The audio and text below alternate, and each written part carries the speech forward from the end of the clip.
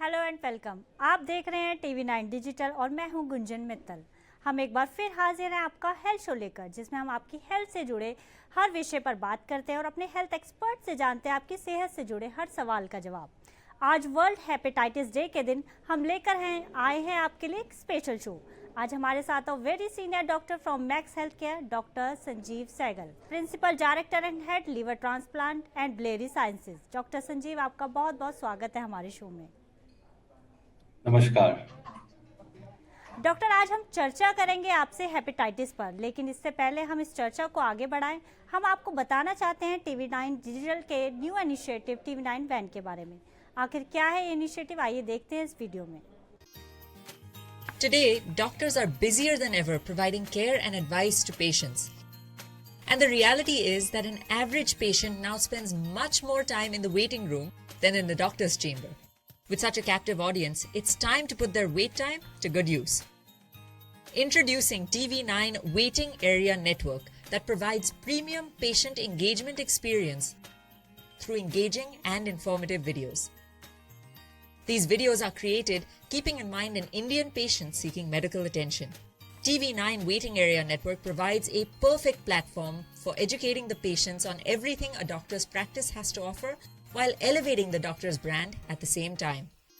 As a doctor, all you need is to have Wi-Fi at your clinic and we'll take care of the rest. We provide you with a TV, a media player, your clinic profile, and a playlist customized as per your practice.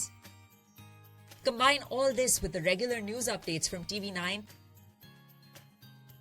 and you have an awesome branding and marketing tool for your clinic. Write to us at van@tv9.com and we'll get in touch with you to set up our solution at your premises. Doctor, हम सब जानते हैं कि liver जो है हमारी body का एक इम्पॉर्टेंट ऑर्गन है। डॉक्टर, आप हमारे दर्शकों को ये बताएं कि जो ये बीमारी होती है वो कैसे स्प्रेड होती है और इसका पता कैसे चलता है कि आपको हेपेटाइटिस है। जी, हेपेटाइटिस एक बहुत ही इम्पोर्टेंट प्रॉब्लम है हमारे देश के लिए। और आपका बहुत सही सवाल है कि कैसे हमें पता चले कि किसी को हेपेटाइटिस से प्रॉब्लम आ रही है नहीं। तो मैं बताना चाहूँगा कि हेपेटाइटिस जो होती है, इसके 4 मुख्य वायरस होते हैं। हेपेटाइटिस ए और ई और बी और सी। इनको इसलिए ग्रुप किया गया है क्योंकि ये ए और ई जो होते हैं, ये फैलते हैं फीको ओरल रूट। दैट मीन्स जो हम खाना खाते हैं, हमारे फूड एंड ड्रिंक अगर वो कंटामिनेटेड है तो उससे वो ट्रांसमिट हो जाती है। इन कंपैरिजन हेपेटाइटिस बी और सी ये ट्रांसमिट होती है parental route. That means transmission by blood and blood products, blood products, body fluids. तो ये एक सेपरेट है। अब इन दोनों का हमें एक बेसिक ज्ञान होना बहुत जरूरी है, तो हम समझ पाएंगे कि किस तरह हम आपको बचाव कर सकते हैं। जो हेपेटाइटिस ए और ई होती है, नॉर्मली ये शॉर्ट टर्म इलनेस है, एक्यूट इलनेस होती है और इसमें अक्सर थोड़ा बुखार होता है, मरीज कहता है मुझे आंख पीली लग रही है, पेशाब का रंग पीला हो रहा है, अक्सर भूख नहीं लगती है। तो उसमें फिर क्या होता है कि उसको हम डॉक्टर को दिखाते हैं, ब्लड टेस्ट करे जाते हैं, जो डॉक्टर कहते हैं कि आपको पीलिया हो गया है और उसके लिए मोस्टली 80-90% पेशेंट्स को घर में इलाज हो जाता है। इसको हम एक्यूट वायरल हेपेटाइटिस कहते हैं। ये आपने देखा होगा कि जो जिस मौसम में, गर्मी का मौसम है, जब लोग बाहर चाट पकौड़े खाते हैं, कोल्ड ड्रिंक खाते हैं, फूड साइड वेंडर्स कर लेते हैं, कंटेमिनेटेड जो फूड खाते हैं, उसमें ज्यादा होता है ये। और ये सेल्फ लिमिटिंग होती है नॉर्मली। इसका ट्रीटमेंट डॉक्टर कुछ मेडिसिन देते हैं, दवाइयां देते हैं, हाइड्रेशन होता है और वो ठीक हो जाता है। इसके लिए जो बचाव है वो है आप साफ खाना खाएं, साफ पानी पिएं, रोड साइड जंक फूड ना खाएं, और that is a main way of preventing from hepatitis A. जो नेक्स्ट प्रॉब्लम है जिस पे हम ज्यादा गौर करेंगे, जो हमारे लिए रियली रियली प्रॉब्लमेटिक है, वो है हेपेटाइटिस बी और सी। और ये जो है ट्रांसमिशन, ये होता है blood, body fluids and blood product से। तो अब हम ये पता लगाते हैं कि ये कैसे फैलता है और हम कैसे इससे आपको बचाव कर सकते हैं। तो इसके जो फैलने के कारण है, ये मोस्टली जैसे हम किसी कंटामिनेटेड नीडल से हमें अगर इंजेक्शन दे दिया गया हो, या अक्सर हम जाते हैं नाई की दुकान में, सैलून में जाते हैं, वहां एक शेविंग रेजर से अगर वो बार बार कई लोगों की शेव कर रहा है और वो अगर रेजर इन्फेक्टेड है, या किसी को ब्लड मिल रहा है किसी लोकल हेल्थ सेंटर में बाहर जहाँ पर वो ब्लड प्रोडक्ट्स मिल रहे हैं और वो उसको ठीक से स्क्रीनिंग नहीं करी जा रही है, या आपस में इंटरपर्सनल रिलेशनशिप में एक दूसरे से फैल सकता है अगर वो सेफ प्रैक्टिसेस ना हो। टैटूइंग करते हैं लोग, उसमें फैल जाता है अगर नीडल्स कंटेमिनेट होती हैं। जिन लोगों की इम्यूनिटी कम होती है, खास तौर से जो अगर किसी को ऑर्गन ट्रांसप्लांट हुआ पड़ा है, किसी का लिवर या किडनी बंदी हुई है और उनको इनहेरेंटली उनकी इम्यूनिटी कम होती है और एक्सपोजर उनमें ज्यादा होता है, तो उनको इन्फेक्शन अगर होता है तो फिर वो क्रोनिक बन जाता है। इस तरह से अलग अलग ग्रुप हैं। जैसे आप देखा होगा, एक ग्रुप होता है जिसको हम कहते हैं डायलिसिस होते लोगों की, बड़ा कॉमन है डायलिसिस होना, किडनी खराब है। जब डायलिसिस हो रही होती है, अगर वो डायलिसिस सेंटर में उसकी अच्छी स्क्रीनिंग नहीं की जाए और किसी सेंटर में वहां पर जाता है, बार बार कराता है, हफ्ते में 2 या 3 बार डायलिसिस होती है, उससे भी उनको हेपेटाइटिस बी या सी इन्फेक्शन हो सकता है। तो ये गुंजन जी जानना बहुत जरूरी है कि कैसे होता है, और इसकी नॉलेज हो जाती है तो हम वन बाय वन इससे बचाव का हम एज वी डिस्कस फर्दर मैं आपको बताऊंगा कैसे हम इससे बच सकते हैं। डॉक्टर, हेपेटाइटिस बी सी से किस प्रकार अलग है? Very interesting question. देखिए, जो हेपेटाइटिस बी और सी को अगर मुझे बोला जाए, मैं कहूँगा दोनों भाई बहन हैं, दोनों जुड़े हुए हैं, दोनों का सेम वे ऑफ ट्रांसमिशन है। जैसे बी फैलता है वैसे सी फैलता है। दोनों ही क्रॉनिक हेपेटाइटिस करते हैं, दोनों ही लिवर को खराब करते हैं क्रॉनिक वे में, जैसे लिवर सिकुड़ जाता है लॉन्ग टर्म में जिसको हम सिरोसिस कहते हैं, दोनों ही लिवर कैंसर करते हैं। तो ये तो कॉमनिटी हो गई। जो डिफरेंस है वो इनके जेनेटिक प्रोफाइल में, इनके जीनोम में है। जो हेपेटाइटिस बी होता है और ये सी होता है, ये बी, एक होता है डीएनए वायरस है, एक है आरएनए वायरस है। ये इनकी जो टेस्टिंग वगैरह होती है वो सेपरेट वे में होती है। हेपेटाइटिस बी का अलग होता है, सी का अलग होता है। फिर इनकी जो ट्रांसमिशन होती है, दोनों ही एक्चुअली जो सेम वे में ट्रांसमिट होते हैं, लेकिन ये देखा गया है कि जो हेपेटाइटिस बी होता है वो और भी ज्यादा ट्रांसमिशन हो सकता है। तो ये बहुत इंपॉर्टेंट है, इसके बारे में हमें पता लगाना। लेकिन फॉर अ लेमन पर्पस हम we don't have to go to the details of B and C viral, उनके वायरल स्ट्रक्चर एंड उनके एंटीवायरल ड्रग्स वगैरह वगैरह। फॉर अ लेमन स्ट्रक्चर मेरा कहना यह है कि दोनों को अगर हम एक ही तरह से मान के चलें, एक टाइप का प्रिवेंशन लें, तो हम दोनों से ही बच सकते हैं। इनमें एग्जैक्टली एक पॉइंट मैं इससे मैं बताना चाहूंगा, आपने ये इंपॉर्टेंट क्वेश्चन पूछा है, ये एक पॉइंट इस समय मेरे दिमाग में आता है, I think I should share right now. Hepatitis B के अगेंस्ट में एक बहुत ही हाईली कॉम्पिटेंट वैक्सीन है हमारे पास। वो वैक्सीन देते हैं जिसकी 3 डोज लगती हैं, एक 0, फिर 1 मंथ और 6 मंथ्स। और इन 3 डोजेस के बाद किसी भी इंसान को 95 से 99% प्रोटेक्शन मिल जाती है हेपेटाइटिस बी इन्फेक्शन से। लेकिन हेपेटाइटिस सी का हमारे पास कोई वैक्सीन नहीं है। ये एक बहुत बड़ा अंतर है। सी की अभी रिसर्च चल रही है, लेकिन अनफॉर्चुनेटली अभी हमारे पास हेपेटाइटिस सी के लिए कोई वैक्सीन नहीं है। तो ये डिफरेंस आई थिंक हमें जानना बहुत जरूरी है। डॉक्टर, हेपेटाइटिस सी जो वायरस वो इंडिया में 10 में से 8 लोगों में डेवलप हो रहा है और उसके केसेस में भी लगातार इजाफा हो रहा है। इसके बारे में आप क्या कहना चाहेंगे, कितना सीरियस कंसर्न है ये? जी, she is a very serious concern. आपको मैं बताना चाहूँगा कि इंडियन पॉपुलेशन में जो हेपेटाइटिस सी की प्रेवलेंस है, जो हमने जो आंकड़े देखे हैं, लगभग 0.5 to 1.5% पॉपुलेशन में इसकी प्रेवलेंस पाई जाती है। It comes to about 17-18 million cases. अगर इंडिया की आबादी ली जाए 130 करोड़, तो एक बहुत बड़ा एक नंबर है जिसमें हेपेटाइटिस सी का इन्फेक्शन हमारा रिजर्वॉयर है बॉडी में। और ये अलग अलग देश के प्रांतों में इसकी अलग अलग प्रेवलेंस है। कुछ एरियाज जहां पर जैसे नॉर्थ ईस्ट है, जहां पर पंजाब है, वहां देखा गया कि कुछ गांवों में बहुत ज्यादा प्रेवलेंस है। Up to 30-40% of population actually में है हेपेटाइटिस सी इन्फेक्शन किसी ना किसी कारण से। वेयर डाउन साउथ इसको प्रेवलेंस कम है। लेकिन अगर नेशनल एवरेज देते हैं तो 0.5 to 1.5% प्रेवलेंस आती है। तो ये नेचुरली बहुत इंपॉर्टेंट है हमें जानना, क्योंकि हमें पता है कि हेपेटाइटिस सी इन्फेक्शन ये हमारे देश का एक लीडिंग कॉज है लिवर खराब करने का, सिरोसिस करने का, लिवर कैंसर करने का। और इसलिए it is important to know हम कैसे इससे बच सकते हैं, कैसे इलाज कर सकते हैं। डॉक्टर संजीव, अगर किसी पेशेंट को हेपेटाइटिस सी पहले से ही है तो उसको कोविड-19 से कितना खतरा है? ये आज के कोविड के जमाने के लिए बहुत एक अप्रोप्रिएट क्वेश्चन आपने पूछा है मेरे से। देखिए, कोविड का खतरा जो है वो हेपेटाइटिस सी से एक्स्ट्रा नहीं हो रहा है। जैसे कोविड इन्फेक्शन औरत होता है वैसे उसको होगा।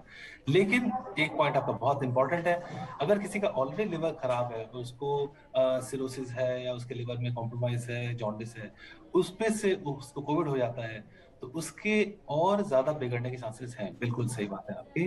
तो जैसे हर इंसान को कोविड से बच के रहना चाहिए, इट इज पॉसिबल कि जिसको ऑलरेडी हेपेटाइटिस सी के द्वारा क्रॉनिक लिवर डिजीज है, उसमें शायद उसकी ज्यादा प्रॉब्लम आ सकती है। इसका ये भी इंपॉर्टेंट पॉइंट है कि जो हम मेडिसिन देते हैं कोविड ट्रीटमेंट के लिए, काफी दवाइयां जो होती हैं उनका लिवर में साइड इफेक्ट होता है। और अगर किसी पेशेंट को ऑलरेडी सी इन्फेक्शन है, उसको जॉन्डिस है, सिरोसिस है, तो उसके लिए फिर वो कोविड की दवाई भी देना मुश्किल हो जाएगा। इस तरह से कोविड और हेपेटाइटिस सी का एक आपस में एक इम्पॉर्टेंट इंटरेक्शन है और आपके बहुत यूजफुल प्रोजेक्ट था। डॉक्टर, जैसे कि हम देख रहे हैं कि हेपेटाइटिस काफ़ी कॉमन बीमारी होती जा रही है, तो क्या हम अपने लाइफस्टाइल में थोड़ा सा मॉडिफिकेशन करके हेपेटाइटिस सी या ए बी से हम कैसे बच सकते हैं इसके खतरे से? देखिए, इसको मैं अगर आंसर करूँ तो मुझे दो भागों में करना पड़ेगा। लाइफस्टाइल से एब्सोल्युटली राइट, लाइफस्टाइल से हम अपने आप को बचा सकते हैं। पहले हेपेटाइटिस ए और ई के बारे में बताता हूँ मैं आपको। ए और ई, जैसे मैंने अभी बताया था आपको, ये कंटेमिनेटेड फूड एंड वाटर से फैलते हैं, पुअर हाइजीनिक कंडीशन से। तो इससे बचने के लिए बड़ा सिंपल है, आप जो खाना खाते हैं घर में, पानी उबाल के पिए, साफ पानी पिए। अगर आपके पास जो खाना बाहर से सब्जियां लाते हैं उसको ढंग से धोएं। इट इज प्रेफरेबल कि सब्जियों को छिलका उतार के खाया जाए ताकि उसके ऊपर कोई जर्म्स वगैरह ना रहे। जैसे डे टू डे नॉर्मल हम हाइजीनिक फूड लेते हैं। लेकिन मोस्ट इंपॉर्टेंट, आज रेनी सीजन है, I think that going outside, having street food, junk food, just like that, ये मैं नहीं कहते बाहर जरूर खाएं, अच्छी बात है। That's the way human culture, Indian culture is, we enjoy street food। लेकिन जो भी आप खाएं उस पर प्लीज गौर करें, ध्यान दें कि वो सफाई से पानी से धुल रहे हैं कि नहीं, ग्लासेस वगैरह सब्जियां संग से काटी जा रही है, क्योंकि ये एक इम्पॉर्टेंट सोर्स हो जाता है कंटेमिनेटेड फूड एंड वाटर, जिससे ना केवल सी ए और ई होता है, बाकी डायरिया वाले इन्फेक्शन भी इससे हो जाते हैं। डॉक्टर, तो इससे बचना आसान है। डॉक्टर, अल्कोहल कंज्यूम ज़्यादा करने से भी हेपेटाइटिस का खतरा बढ़ता है? जी, अल्कोहल से हेपेटाइटिस का डायरेक्टली खतरा नहीं पड़ता है, लेकिन ये पाया गया कि जो लोग अल्कोहल लेते हैं उन पेशेंट्स में हेपेटाइटिस बी और सी के इन्फेक्शन का रेट ज्यादा होता है। Perhaps it is possible कि जो अल्कोहल लेते हैं, they may have a different lifestyle, हो सकता है they may be taking some, they may be more exposed to drugs and all। लेकिन we have seen, हमारी ओपनिंग स्टडी हमने करी थी कई साल पहले, almost 20 years back, when we found that prevalence of hepatitis B and C जो alcoholic liver disease patients है उनमें ज्यादा है। इसी पॉइंट में आपको ये भी बताना चाहूंगा कि हेपेटाइटिस बी और सी से लाइफस्टाइल के द्वारा हम अपने को बचा सकते हैं। वो कैसे? क्योंकि हमें पता है कि अगर हम अपने आप को कंटामिनेटेड नीडल्स से बचा के रखें, हम इंजेक्शंस जो हमें डॉक्टर लगाते हैं, देखिए कि वो डिस्पोजेबल नीडल हो, साफ नीडल हो, कहीं बाहर जाए तो टैटूइंग वगैरह ना कराएं आसानी से। अगर हमें लग रहा है कि ये जगह सही नहीं है तो we should not go there. अगर किसी को चोट लग जाती है, आप किसी हेल्थ सेंटर जाते हैं, तो please, it is your duty, please ensure कि जो नर्स है, डॉक्टर वहां नीडल यूज कर रहे हैं, it should be sterile needle, disposable needle, reuse needle नहीं होनी चाहिए, या अच्छे से स्टेराइल होनी चाहिए। अगर आप शेविंग करने नाई के पास जा रहे हैं तो मेक श्योर जो रेजर यूज हो रहा है वो फ्रेश हो। These are simple lifestyle measures, ma'am. और आई थिंक दैट कि अगर हम इन सबको फॉलो करें ढंग से, इंटरपर्सनल रिलेशनशिप है, safe sexual practices, you must ensure that it should not be transferred from one person to other, husband to wife, spouse. So these are the things which are very important. Also mother to child transmission in pregnancy, ये बहुत बड़ा important है। और हालांकि इसके लिए एक बहुत अच्छा डिवाइस सिस्टम है, कैसे डॉक्टर्स जो होते हैं, गायनेकोलॉजिस्ट होते हैं, ऑब्स्टेट्रिशियन होते हैं और लिवर स्पेशलिस्ट होते हैं, उस पर गाइडेंस देते हैं। वो सेपरेट एक एंगल है टू डिस्कस करने का, but that is something which is completely preventable. तो अपने आप को अगर हम ढंग से बचाए रखें, हमारी लाइफस्टाइल अच्छी रहे, we are leading healthy life and we follow all the precautions, तो ऑफ कोर्स हम अपने आप को इनसे बचा सकते हैं। डॉक्टर संजीव, हेपेटाइटिस सी वाले पेशेंट्स को क्या ट्रीटमेंट देना चाहिए और कितने दिनों में ये लोग रिकवर कर सकते हैं? हेपेटाइटिस सी का ट्रीटमेंट, एक्चुअली ये क्वेश्चन अगर आप मुझसे 5 से 10 साल पहले पूछते तो इसका एक बड़ा निराशाजनक आंसर होता। लेकिन अच्छी बात यह है कि आज हमारे पास बहुत अच्छी इफेक्टिव दवाई आ गई है, और ये दवाई जो है इसका जो ट्रीटमेंट ड्यूरेशन है मात्र करीबन 12 हफ्ते है, 3 मंथ्स। तो 3 महीने अगर आप दवाई लेते हैं, ये ओरल टैबलेट होती हैं जो पहले इंडिया में मुश्किल से मिलती थी और अब फ्रीली मिल रही हैं, पिछले 4-5 सालों में फ्रीली मिल रही हैं। इनसे, इन दवाई का एक होता है कॉम्बिनेशन होता है, अक्सर सिंगल पिल हम कहते हैं, सिंगल पिल अ डे लेते हैं। तो इससे आप हेपेटाइटिस सी को 95 से 99% एफिकेसी से क्योर कर सकते हो। ना केवल इसको क्योर कर लेते हैं, इसको हम बॉडी से इरेडिकेट भी कर सकते हैं। तो हेपेटाइटिस सी का ट्रीटमेंट आज हमारे पास एक पूरी तरह से आ गया है और हमें इसमें निराश नहीं होना चाहिए। किसी को हेपेटाइटिस सी हो जाता है तो डॉक्टर के पास जाए और उसके लिवर स्पेशलिस्ट उसको एक ढंग का इलाज करके उससे उस इंसान को उस डिसीज से पूरी तरह से मुक्त कर सकते हैं। डॉक्टर संजीव, हेपेटाइटिस के लिए कोई कब वैक्सीनेशन करवा सकता है? जो गवर्नमेंट पॉलिसी है, all newborns in the country should be vaccinated for hepatitis B. B की बात कर रहे हैं, सी का तो वैक्सीन देखिए है नहीं हमारे पास। तो बी की वैक्सीन जो होती है सारे न्यूबॉर्न्स को मिलना चाहिए एंड पर। ये हमारे एक्सपेंडेड प्रोग्राम इम्यूनाइजेशन उसमें ऑलरेडी इनकॉर्पोरेटेड है। लेकिन there is a lot of population जो हमारे हैं, यंग एडल्ट्स हैं या एल्डरली हैं, जो भी हेपेटाइटिस बी के वैक्सीन लिया ही नहीं कभी जिंदगी में, बचपन में नहीं लिया। तो कहते हैं कि आप जब भी आप अवेयर होते हैं आप ले सकते हैं, ऐसा कुछ नहीं है। लेकिन इट इज प्रेफरेबल कि अगर आपने लेना है, आप अपना अगर कोई सिम्टम रहे तो एक चेक होता है हेपेटाइटिस बी सरफेस एंटीजन। अगर आपका ऑलरेडी आप इन्फेक्टेड नहीं है तो then you can take the vaccine.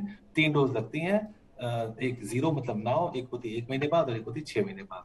और इन 3 डोज के लेने के बाद आपको ऑलमोस्ट 95 to 98% प्रोटेक्शन मिल सकती है। ये और भी इंपॉर्टेंट है, ये सवाल बहुत इंपॉर्टेंट है आपका। जो व्यक्ति डायलिसिस पे, किडनी खराब है, जिसको डायलिसिस चल रही है, या किसी को एक्सपोजर है, कोई थैलेसीमिया का पेशेंट है जिसको ब्लड मिलता है बार बार, इन मरीजों को ऑलरेडी एक्सपोजर ज्यादा हो रहा है। तो इट इज वेरी इंपॉर्टेंट कि इन सब पेशेंट्स को हम लोग हेपेटाइटिस बी का वैक्सीन दें, और ताकि उनकी ऑलरेडी हम जो रिस्क एक्सपोजर को कम कर पाए। और अगर एक्सपोजर हो भी जाए तो वी मस्ट इंश्योर कि इन पेशेंट्स को हेपेटाइटिस बी का इन्फेक्शन ना हो। डॉक्टर संजीव, आप आज वर्ल्ड हेपेटाइटिस डे के मौके पर हमारे दर्शकों को क्या मैसेज देना चाहेंगे? इसको मैं पहले तो बताना चाहूंगा कि वर्ल्ड हेपेटाइटिस डे क्यों मना रहे हैं। ये मना रहे एक बहुत ही एक wonderful discovery by late doctor Blumberg, American physician, जिन्होंने इसका वायरस का डिस्कवरी की थी। और इस डिस्कवरी के कारण इनको 1976 में नोबेल प्राइज भी मिला था। तो that is his birthday today, 28 July, and every year we do global effort to eradicate hepatitis from this globe। और इनिशियल टारगेट था कि 2030 मतलब 2030 तक इसको eradicate करना है। इस दिन अगर मुझे एक और मैसेज देने को कहा जाए तो मैं कहूंगा कि please live a healthy lifestyle. Healthy lifestyle lead करेंगे तो आपको हर तरह की लिवर की बीमारी, उसके साथ साथ और भी बीमारी से अपने आप को मुक्त कर सकते हैं। और this will include all the preventive measures which I have told you right now. कैसे अपने को आप सेफ रखें और have a balanced diet, avoid alcohol, do regular exercises, don't take over the counter drugs. ये नहीं कि कोई भी आप दवाई खाली मार्केट से लेके एक्सक्यूज मी कोई जड़ी बूटी वगैरह उसको अवॉइड करें। कोई जो भी दवाई लेते हैं, जो भी बॉडी में जाता है, यू मस्ट इंश्योर कि वो आप कोई रेगुलेटरी में ले रहे हैं। इससे अगर आप एक हेल्दी लाइफस्टाइल लीड करेंगे और जरूर अपने आप को हेपेटाइटिस बी के वैक्सीन से लगवा के अपने को बी से बचा के रखें। तो इस तरह से अगर आप अपने को एक हेल्दी लाइफस्टाइल में रखेंगे तो आप हेपेटाइटिस बी, सी, ए इनसे बच ही लेंगे। साथ आपका ओवरऑल एक लाइफस्टाइल भी अच्छा होगा, आपकी कार्डियक कंडीशन, पल्मोनरी कंडीशन, सब चीज अच्छी होगी, and overall you will be A fitter and healthy human being. Thank you doctor, thank you so much. बहुत बहुत धन्यवाद अपना कीमती समय देने के लिए और इतनी इंपॉर्टेंट इन्फॉर्मेशन हमारे साथ शेयर करने के लिए। Thank you so much. Thank you very much. Thank you. तो जैसा कि डॉक्टर ने भी बताया कि आप अपने लाइफस्टाइल में थोड़ा सा मॉडिफिकेशन करके हेपेटाइटिस से बच सकते हैं। इसलिए स्वस्थ रहिए, अपना और अपनों का ध्यान रखिए और देखते रहिए TV9 डिजिटल।